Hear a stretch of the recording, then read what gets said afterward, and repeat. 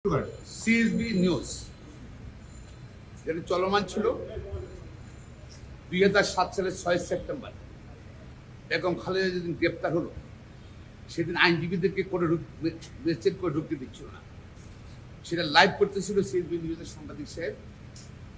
এর পরপরই টেলিভিশনে সুইচ অফ করে দেওয়া হলো এবং সেদিনই আবার চিঠি ইস্যু করলো স্থগিত। আগে সুইচ অফ করলো, স্থগিত, এবং পরবর্তী পর্যায়ে 2009 সালে 2009 সালে কেন এই চিঠিগুনা বন্ধ করে চিঠিটা অবৈধ করতে পারা হবে না, হাইকোর্টের রুল ইস্যু করলো, স্টে চাইল, কিন্তু সেদিন কোর্ট স্টে নেই। এরপরে এই পরিবারের উপর অনেক নির্যাতন বিপদ চলে আসছে। এমডি জনাব ফজল কাদের চৌধুরী বা ফায়েজ কাদের চৌধুরী, তার বাবা সালাউদ্দিন কাদের চৌধুরী, তাকে গ্রেপ্তার করে হলো আওয়ামী সরকার আসে। এই যা বিচার করলো মিথ্যা অপরাধে, বিচার করে তাকে ফাঁসি দিল, সে ভাষা আপিল রিভিউ দিল, সে ফাঁসি কার্যকর হলো।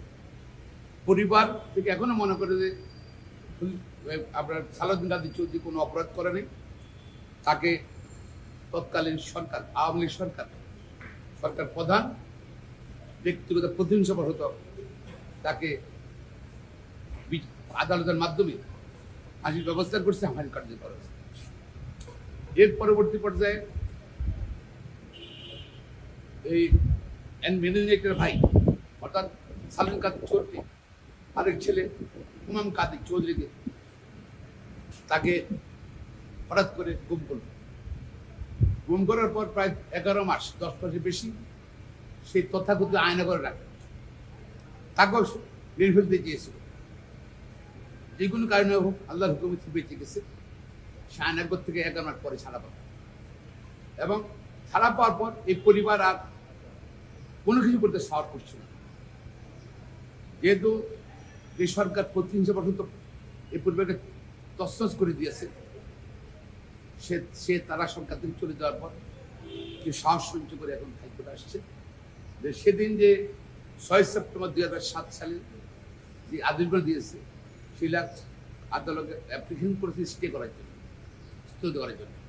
কোর্ট 4 দিন সময় নিয়ে করছে, সরকার পক্ষ শুনছে, আইন দেখেছেন।